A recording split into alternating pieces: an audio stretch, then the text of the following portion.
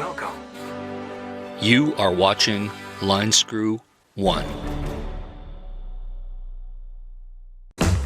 It's okay that you feeling blue, 'cause I'm here to stay. I know there's a way. Well, hello tubers. Today I'm coming to you from Harrison Hot Springs here in beautiful British Columbia. Another beautiful day on the cusp of a very busy and warm Labor Day weekend. It's basically the last hurrah for the weekend warrior campers. So I don't know, I think summer's going to continue for a little while here. Some say we might have a very cold winter this year, but it's hard to say. But I figured today I would talk about how the world has gotten so small, and just want you guys to weigh in on this if you've kind of noticed this also.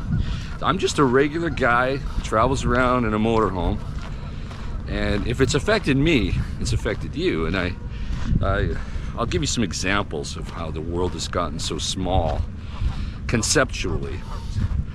There's many days where I'm just doing my thing, and maybe in the morning, actually I'll give an example from last week. In the morning I get a call on WhatsApp, or some text messages actually, from Paris, France. And that's great. You know, WhatsApp makes things so cheap. In fact, in the last month or so, I get a lot of messages from around the world. I had a friend in Kyiv, Ukraine, you know, where the war is on, and remember getting daily messages from there, and it's like, wow. And you kind of hear about things from your friends on the street there. Anyway, and then you know, later in the day I'll get a text message from London, England, or a phone call from the Philippines. And I just find it so interesting and bizarre that the world has changed so quickly, because I remember when phone calls from abroad were a big deal because they were expensive.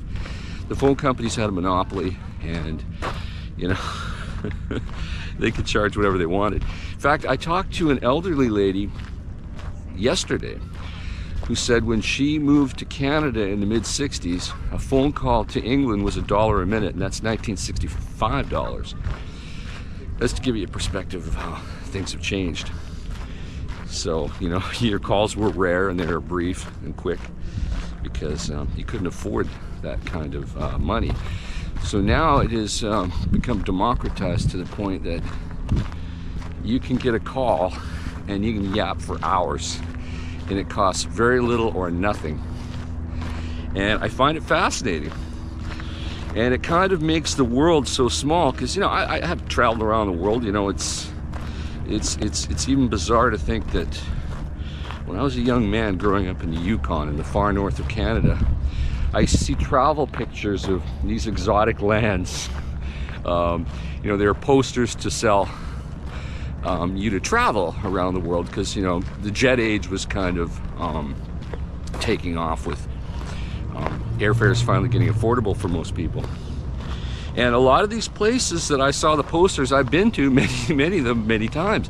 You know, I've been to Havana, Tokyo, Jakarta, London, Paris, New York. Just to name a few places off the top of my head, and I'm nobody special. And millions and millions. Oh, I guess the maintenance workers are coming through here. Gotta get out of the way.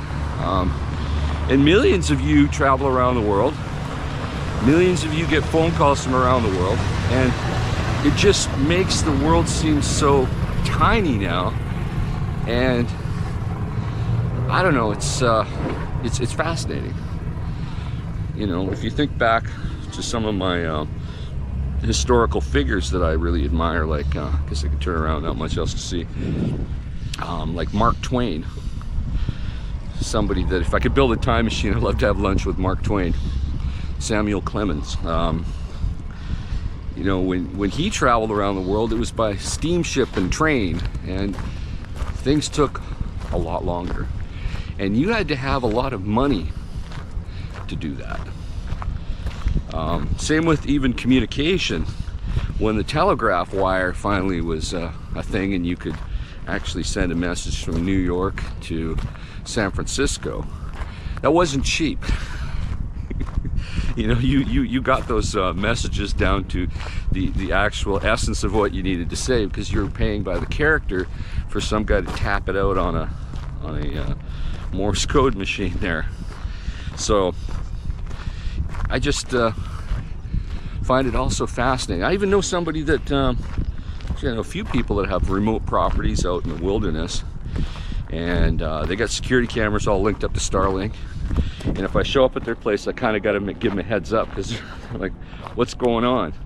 Same with people who have homes on one continent but live somewhere else, and they can manage all that through the internet. Oh gee, I think it's getting windy here, so hopefully it's not affecting the sound quality too bad here. I got to buy a skin for this camera, so the wind noise will be cut off. So anyway, what are you guys' thoughts about how technology, and especially cheap technology that's available for everyone, that's cheap communication, cheap travel, cheap security cameras, videos. In fact, I mean, I got security cameras that are on the internet around my motorhome, and there's times where I'm thousands of miles away and I'll see somebody show up at my place, and I'll just call them. And they go, how do you know I was here? They go, you tripped the camera, dude. So it just makes everything seem so tiny. And we're really all just global citizens. And I kind of feel like a global citizen. I feel like wherever I am in the world, that's where I'm living at the moment. So I'm kind of part of it all. So that's just kind of the way I think, because I've kind of been immersed in this, you know, reluctantly, I guess. But at some point we just have to accept it. That's the way the world is, and it makes it interesting and so much easier to have global friends. I mean, how did you have friends all around the world 40 years ago unless you were fairly wealthy and really well traveled? You probably didn't. You might have had friends back in your home country where you came from, but to have calls coming in and you're you know, from all around the world, that was a thing. Like if you were like a New York broker and you had offices in Singapore and London, and you keep tabs on them because it was all about the business. But now regular people can stay in touch constantly. I mean, even my car's network, you can often, if somebody calls me, I'm in my car. So the call goes over the internet and finds me in my car. It's just so fascinating, and the world is just so tiny.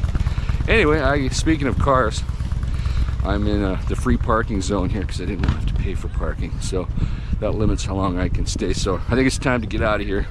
So in the meantime, folks, put your comments down below. Talk to you soon. Over and out. Life goes on, it goes down, then back up, and we'll never get used to it. We can go to figure out what we've done, what we need to do. Yeah, I got you, I got you, I got you.